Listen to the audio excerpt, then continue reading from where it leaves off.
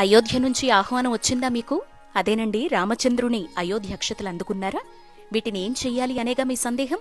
ప్రతి ఒక్కరం అయోధ్య వెళ్లలేం గనక అయోధ్య రామయ్య సూచించిన మార్గమేంటంటే తన అక్షతల ఆశీర్వాదంగా ఆహ్వానంగా భరతఖండంలో తన నామాన్ని జపించే ప్రతి ఇంటికి చేర్చమని.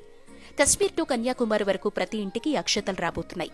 ఈ అక్షతలు మన పూజా మందిరంలో జనవరి 22 సాయంత్రం అంటే రామ విగ్రహ ప్రతిష్టాపన వరకు ఉంచి పూజించుకోవాలి.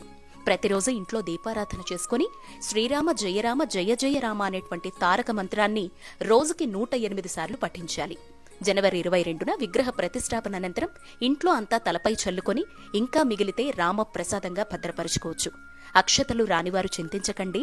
కొన్ని సాంకేతిక ఇబ్బందుల వల్ల ప్రభుత్వ సేవకుల నుంచి మాత్రమే మన వరకు రాకపోయుండొచ్చు. కానీ రామ ప్రియ సేవకుడు హనుమాన్ ద్వారా తన ప్రియ భక్తులెవరో రామయ్యకు తెలియదంటారా?